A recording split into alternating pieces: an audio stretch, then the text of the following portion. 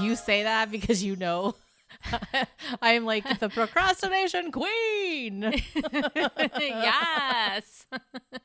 I think what happens is I don't know what the right thing is, or like the right way, or how it's going to turn out well. And I'm afraid that it's going to completely fail, and then I'm going to fall off of a cliff, and then that'll be the end of it all.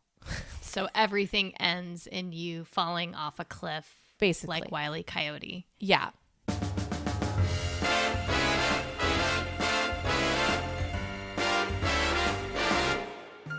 Hello, Megan. Hello, Michelle. I almost said hello, Michelle. Welcome to Sisters. There were never such devoted sisters. Hey, so good to see you. Good to see you too. So we are always talking about your neurospicy, neurofabulous, neurodistinct. Can you believe there's so much to talk about? That's shocking to me. It is, yeah. And we really focus in on the ADHD right now, right? So we're kind of getting in that attention deficit, hyperactivity. We don't like to say disorder. We like to say distinction. What if it's the hyperactivity corner of my brain? Instead of disorder, it's corner. Yeah. I'll think on that one. I need to process that. To me. I was like, does it rhyme in your head? Is that what's in the... Yeah.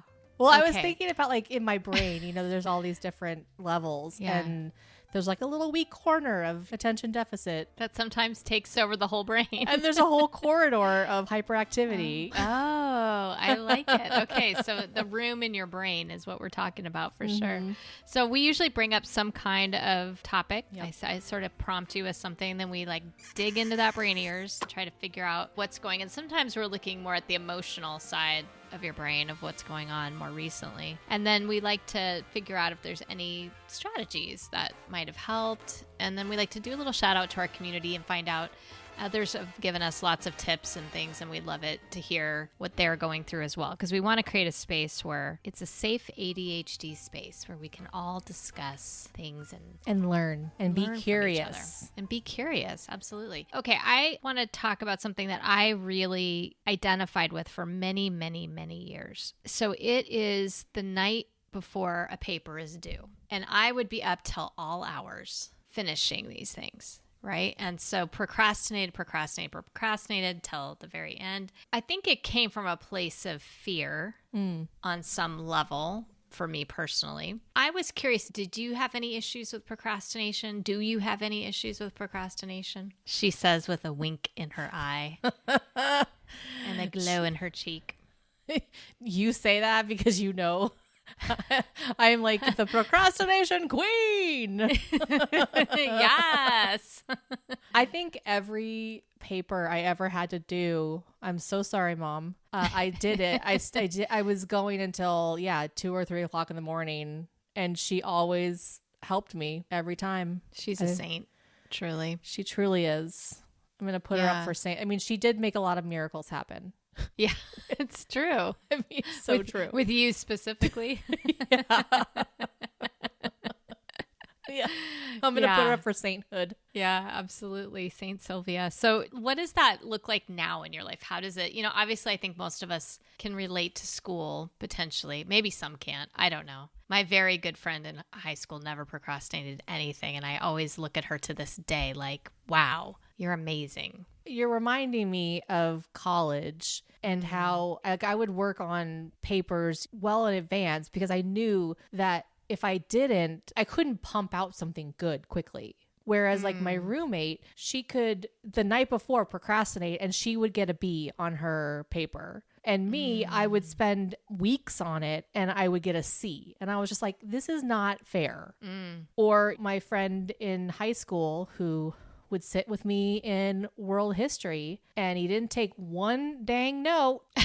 And he'd always get 100%. And then I would be copiously I'm like, oh my God, I gotta remember what I. And I would never get anything higher than him. Interesting. Yeah. So do you feel like you weren't procrastinating then, or it's just that it took you so long that it still seemed like, did you not even start, or do you not start things sometimes because you think it'll take too long? I think that's really what it comes down to. Yeah, because things would just take me 4 or 5 times longer than everyone else. And I was like, this why do I have to do this? Like, it's so hard, or it's just drudgery. Like, I thought it was going to take forever and for years, and I would never get it done. Like, I guess it is procrastination, but like, it's more of, I know it's going to take forever. And I think actually, no, this is a tough one. Okay, let's go back for a second.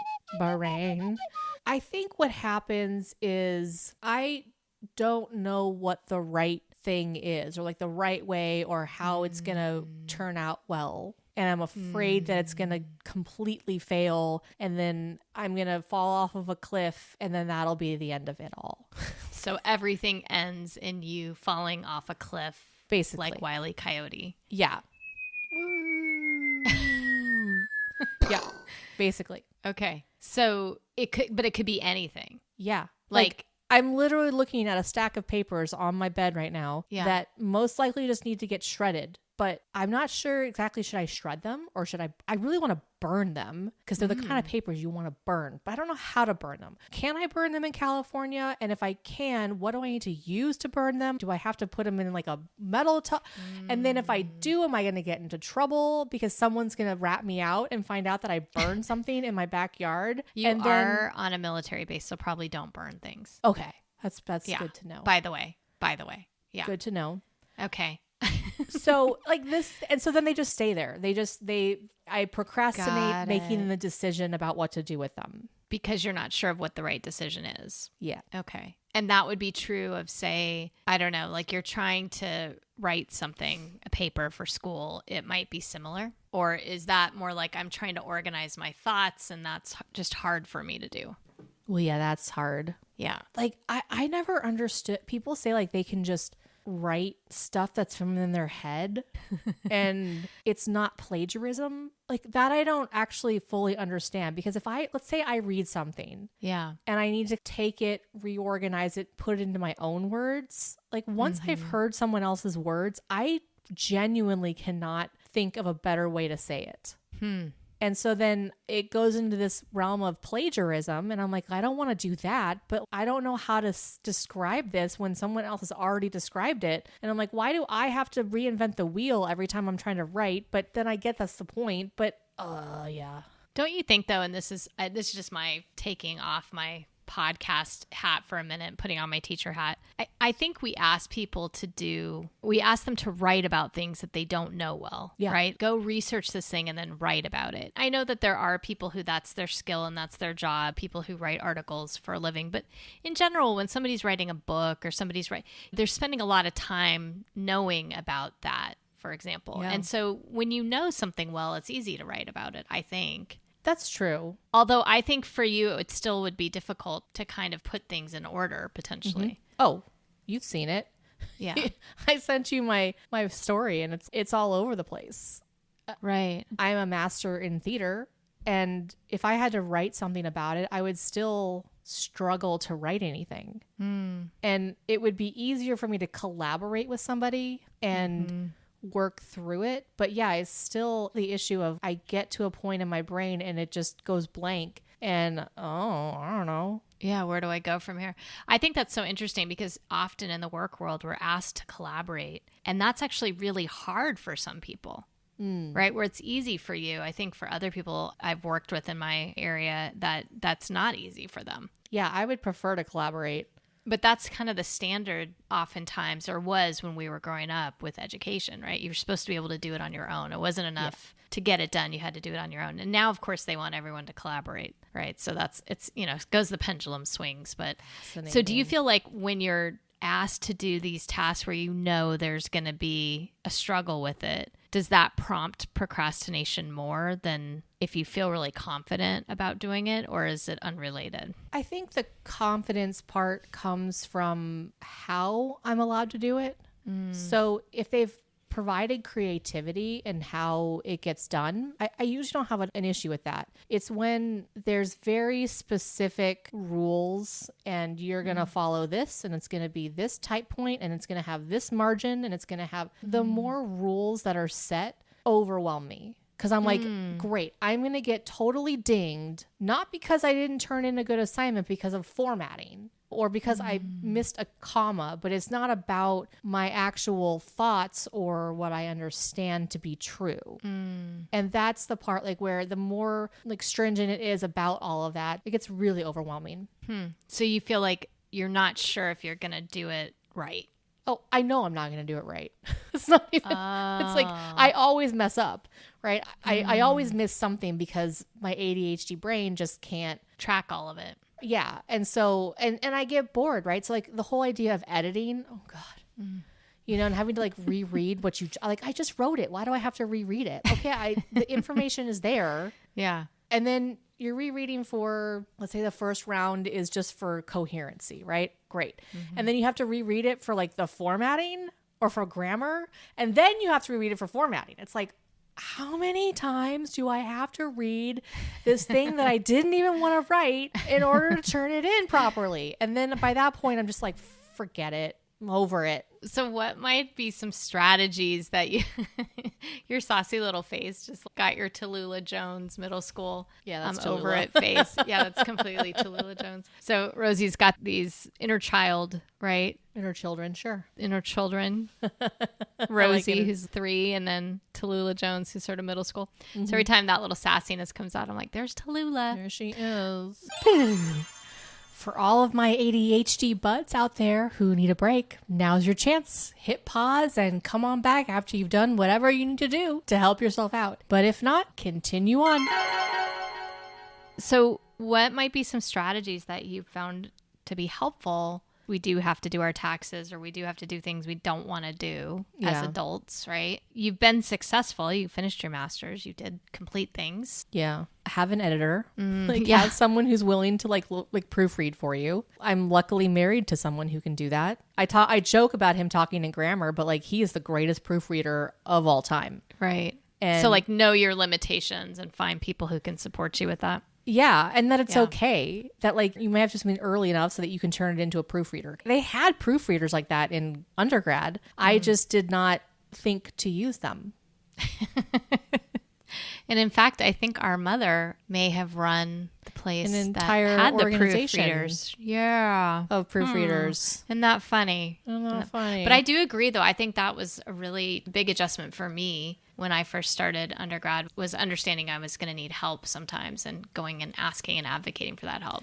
Well, because when you're growing up, it's all about you doing the work on your own. Right? They want to know that you're doing the work and that it's just you. When you get older, it's like there's so many other things that you have to deal with. You're not just dealing with your teenage life or your middle school life. Like you have adult things you have to learn how to do. So like for my taxes, I do most of them online, but I always budget to be able to have someone look it over. Because that tax pro, just in the peace of my mind to know that they will take care of it. And I always buy the thing at the end of it where it says, if something happens, we will take care of you. We'll cover you. And I'm like, I always pay for that. Because I'm like, the one time that you're going to need it, it's going to come in handy. And it already has. So I always try to find somebody who is smarter than me. And I think I'm not afraid of that. Well, and it's also not just smarter than you. It has that specific skill that maybe you don't have. Right. Yeah. You know, because I think you're pretty bright. You know, I was working with a student the other day, and every time he's got to double check. We do math, right? So he's got to double check his negative signs. And he knows that even when he does that, 50% of the time he's going to miss it. Certain tests that matters more than others, right? And it's a big deal. So find somebody who they never miss it, right? Or 98% of the time their brain allows them to see it. Yeah. And that was how it was for me when I was trying to get a job with the government. They have these very specific resumes. So if you're ever trying to apply for a job with the government, do not use a typical civilian resume. It is a very specific format. And the crazy thing is that because Brian he's written so many performance reports for his troops, he knew exactly how to format it. So I would give him the bullet and what I accomplished, and he would then help me write it to make me sound good. And it was amazing because it's like, I know I did all this stuff, but the way he wrote it out, I sounded like a badass. I was like, man, you make me sound so good. And he's like, Megan, you are so good. Yeah. But I just That's not your skill. Yeah. No. Yeah. And, I was thinking about it. One of the things I did in terms of addressing sort of things that you need help with at certain times, I budgeted when my son was young to have somebody who came and cleaned the house. And I just budgeted for that because I knew I wasn't going to be able to do all of the things. I had so many more parts of my job being a mom that were new. And so I think that was like a limitation I understood for myself. So I like that idea though of acknowledging our limitations and going, okay, this thing is a little harder for me. I'm going to outsource this part of it and make a plan for that. Whether it's you have money to do it or you have friends who you can swap with or whatever, if you right? don't have the money like I currently am, it's like, well, maybe the floor doesn't get cleaned as often as I would want it to. Right. And that's just going to have to be okay because it's just not the priority right now. And yes, would I like to ultimately get there? Absolutely. But I'm not in that place yet. Right. So I think it's just being kind to myself as well. Yeah, absolutely. Because there's some things that we just know, like I know I miss commas on emails all the time and don't have proper formatting or whatever. And I let people know also, like this is what might happen. And then also give myself kind of grace with that too, because it's not going to, that part isn't going to change easily. Do you know what I have for that now, Michelle?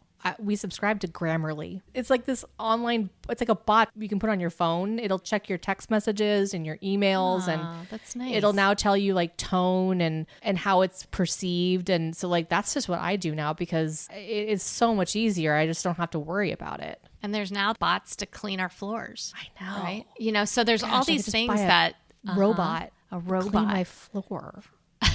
It's so expensive though. Gosh. But really, when you think about it, you save up for it, right? That's true. I don't know. Ask for it for Christmas. Yeah, that's true. We got options. I want a fancy robot for Christmas. Here's the other thing about the like procrastinating because you don't know if you're going to do it right. Mm-hmm. The robot, I've been worried about OPSEC, which is operational security in the military because he's got a high clearance or whatever. And so I'm like, so the robot actually like maps out your house and like, can that information then be given to somebody else to nefariously find your home and the ways and entrances? And I was like, well, we found the map of your home online before you moved there. So I think Google has already figured that out for you. And the military posts online your map of your house. So I think that one I'm gonna say maybe it listens in or something. I don't know. Yeah, that's the reason we haven't gotten Alexa thing. yet. We haven't done, so I don't know that piece, but I think the mapping part that's already been decided. That's such a good point, Michelle.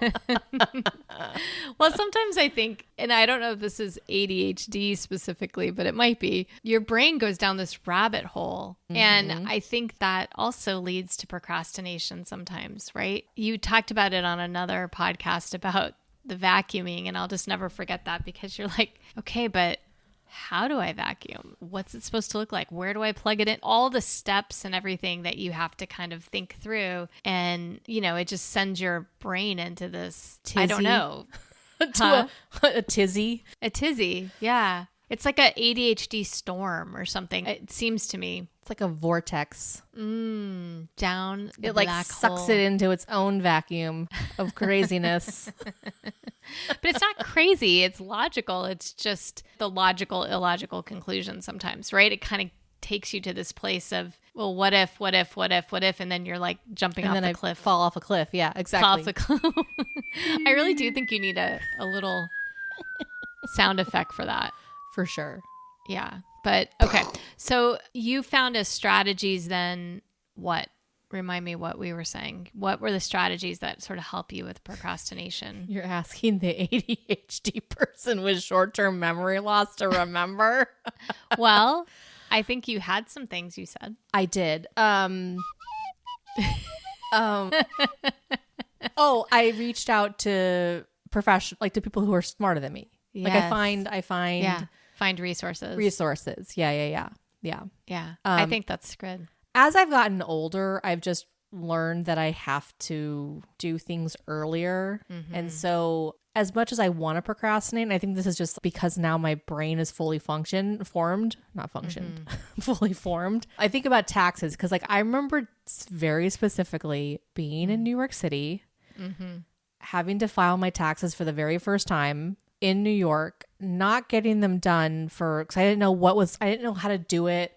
I think that's the thing is like, if I don't know how to do it or I don't understand it, like I put it off because I'm like, I don't know what to do. And then sheer panic just sets in and I have to get it done. And so then I just do it in hopes that I don't freak out, because I think there comes a point like where if there's not enough time, then you can't stress about it anymore. You just have to get it done. And the dopamine is there. And I remember having to go to 34th Street to Penn Station. There's a giant post office near that area. And I, along with like a lot of Manhattan, we all were walking over there to drop off our taxes. Like the post office stayed open that night until midnight.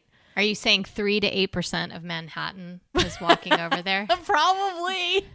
It's probably all of us ADHDers. Yeah.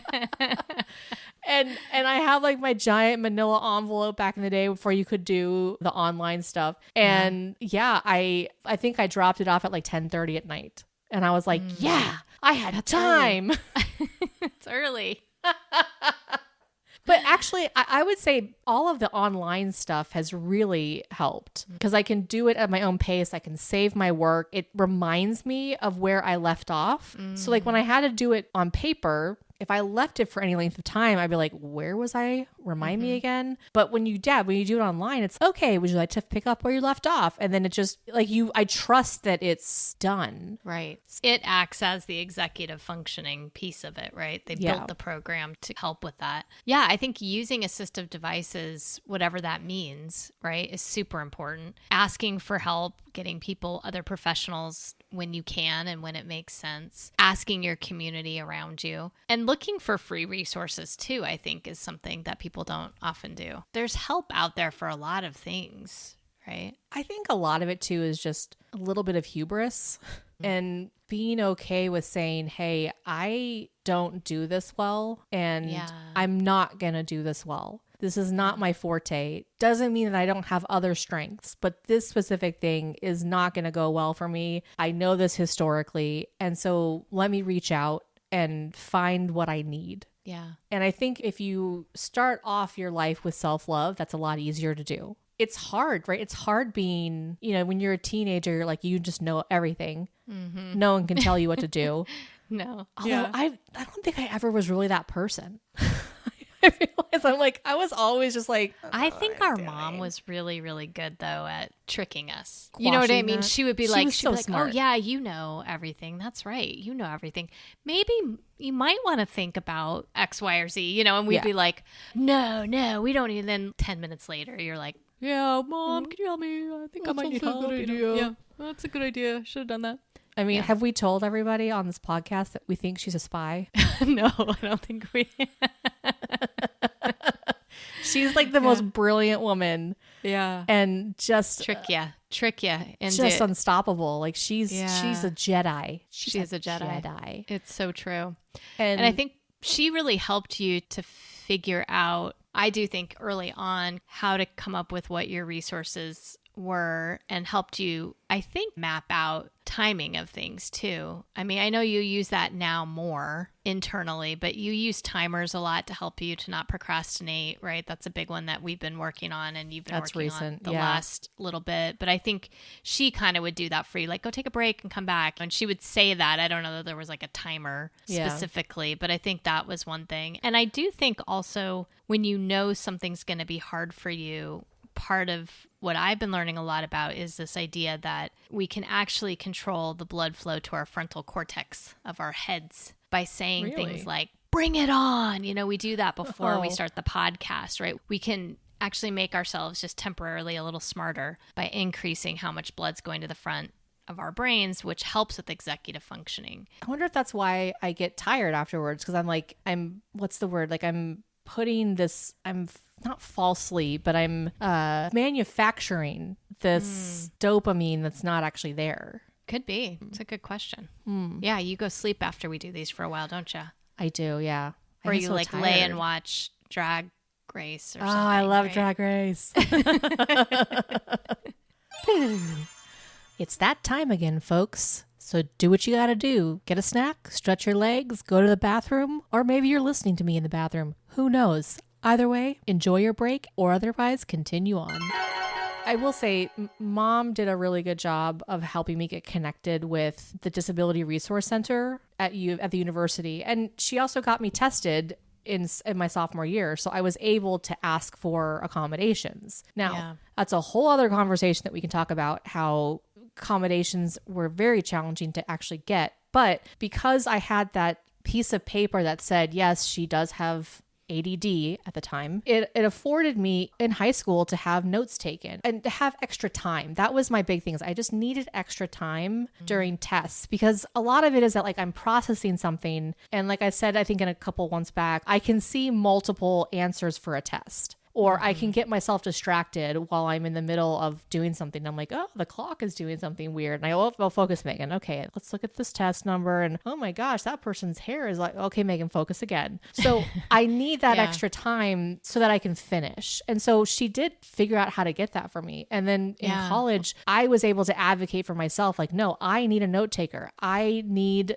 love the note takers. They were so helpful. I need extra time for my tests. I need to become a preceptor so that I can learn earlier than everyone else. I'm not learning in the middle of class in a 500 person class. And so I think that that's a huge thing too. Absolutely. And I think really amazing, given there wasn't a real structure for that at that time. I mean, it was starting. There was a beginnings of it, but it definitely wasn't something that was well known. She was on the forefront of all of that. Absolutely. Absolutely. And still to think you had that advantage, and yet how long had you gone without it, and what did that mean for you, right? And I was thinking about this book that I had just been starting to listen to, that Better Late Than Never, where the author was talking about just being diagnosed at 51 and thinking, I'm 50 right now. And so thinking like your whole life to not know really what was going on and being in it alone. And even though you did know somewhat, we still didn't as a family or a community know how to support you with it. Yeah. And I don't know that you knew how to support yourself always. It's been a work in progress for sure. But I'm really excited because I feel like this podcast has helped me to understand you better and understand my role and how I think to approach with more curiosity and hopefully a bit more gently. Not my nature, by the way. Gentle is not a word anyone would use to describe me. But no, you did that today though. You were supposed to start podcasts and start recording, and my computer was dead. And I literally like started off like, okay, so here's the situation, and I don't know what I'm doing, and I just launched into all the problems. And you're like, okay, I'm just gonna take us back for a second. I feel like things are happening, and I don't know what's going on. So talk to me. And I was like, oh yeah, you're right. I need to talk to you about this. So you're like, you didn't just download my brain and know what's happening? I'm like, I don't know what's happening. So I thought that was awesome. I was like, yeah, it was just a much gentler approach of like, okay, Megan, what's going on? Well, what I felt internally was this frustration. Yeah. I immediately felt myself getting frustrated because I was like, I'm ready to start the podcast and you are not doing something totally different. Yeah. And I thought you were ready to start the podcast because of our many texts before that, right? And so I was like, okay, and it was like another 20 minutes, totally fine. It was just like, okay. And then we get there and it's, no, we're not ready to start anything. And I'm like, I know. And my immediate response was like very older sister. I could feel the like eye rolling, Megan, like I don't have Tallulah Jones, but whatever her name is, Roxy the Riveter. Something. I don't know. Somebody. Anyway, my middle school feeling came up, and I have felt that like as a parent too, like where this well of frustration or feeling that something's out of your control that you can't control. And I think that's one of the hardest things from being someone who loves somebody with ADHD is how many times whatever's going on for them is going to conflict potentially or derail the path you were on, right? Yeah. I was like, oh, right. And like, I really do feel like this podcast, this process has helped me to mature out of my eye-rolling middle school days, but also take a breath and just be like, okay, let's be curious about this together and see if we can problem solve. And I think you actually said that. You're like, I need you to help me problem solve right now. And I was like, well, I'm only seeing the same view. Anybody who's watching us I'm like, Michelle, on YouTube there's a thing on my desk and I can't, and then this thing's not working over here. And then I was like, okay, stop. We need to FaceTime. And you need to show me what you're talking about because I have no clue.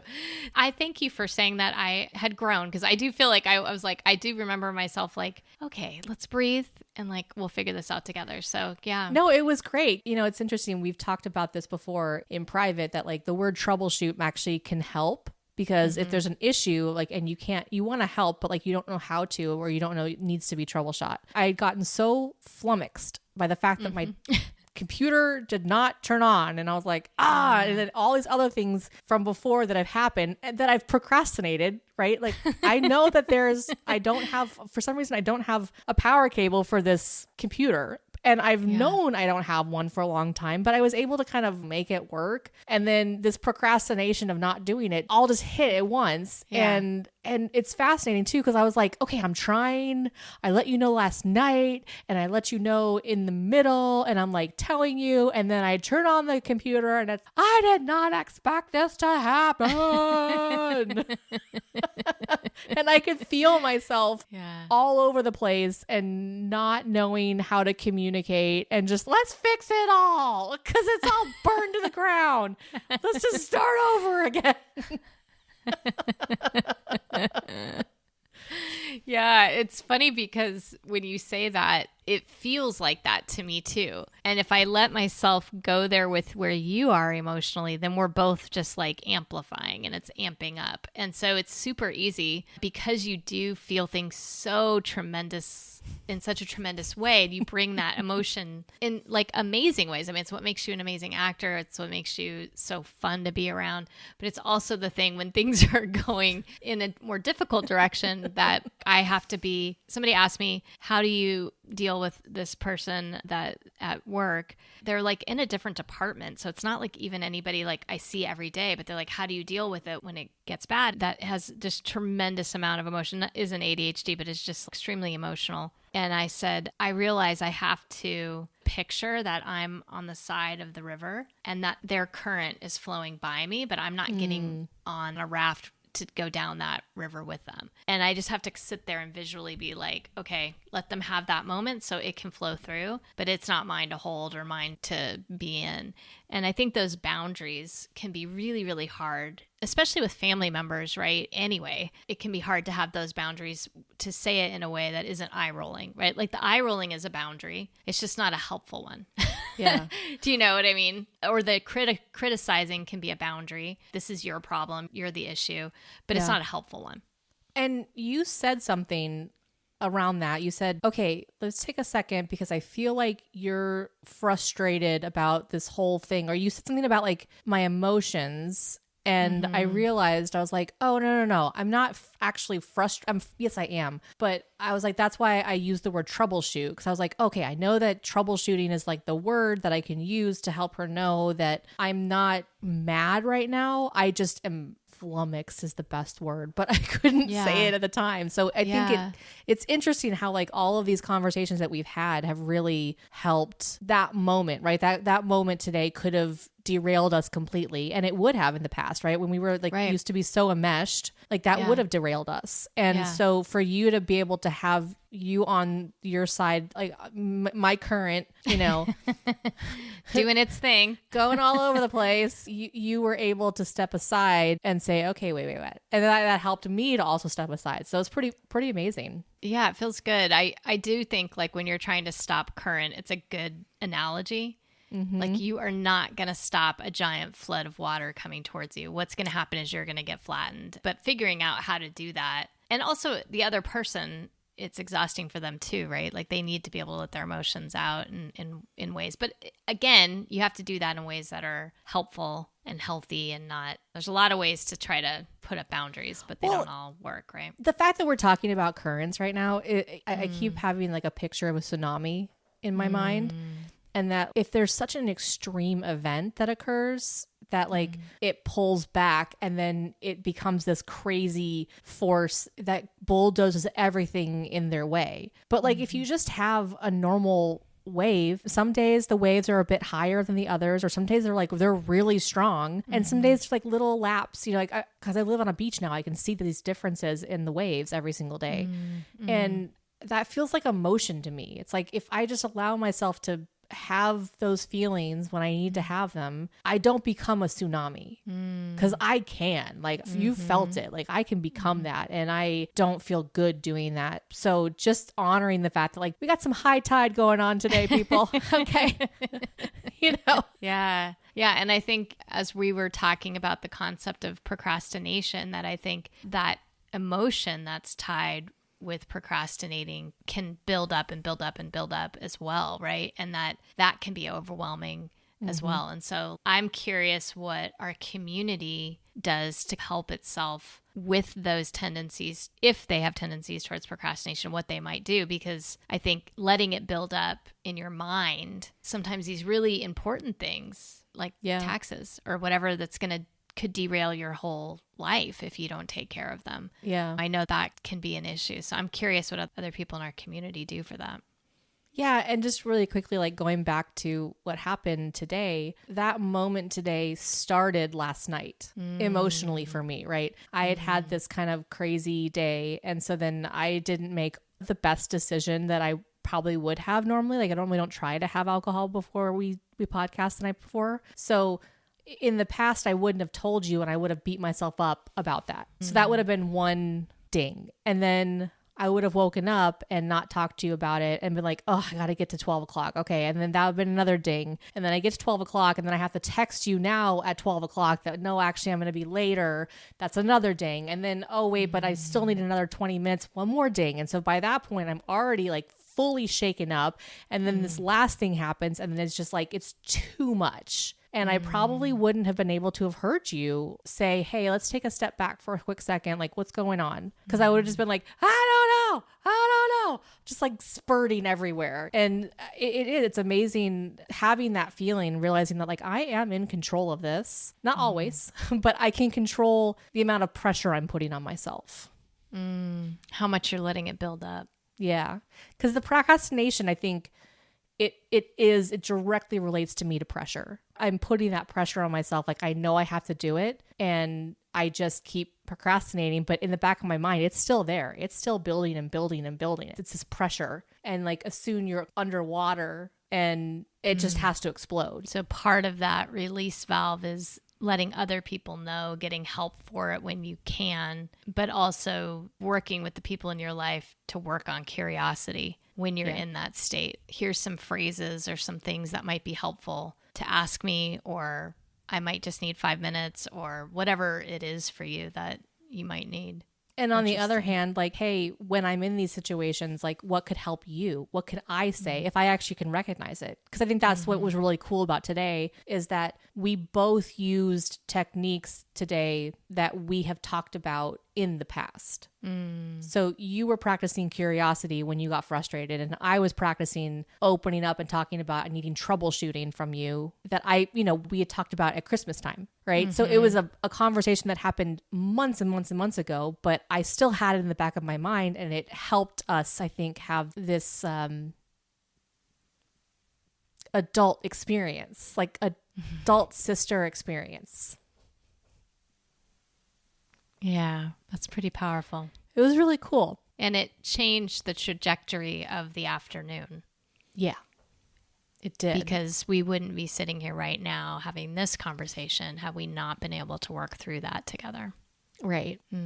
It just gives me hope. It's it gives me a lot of hope that we can, that as a family, as a society, we can all grow. And we just have to all take responsibility for our own actions and be okay with, I'm going to look like a jerk sometimes and I'm going to have to tell really hard things sometimes, but it's worth it in the end. Thank you for being vulnerable and sharing with me today. Thanks for being curious and not eye rolling, explaining the eye roll. Keeping it as an internal eye roll and adjusting quickly. Yes. Yeah, it meant a lot to me. Me too. Love you. Love you too. Bye. Bye.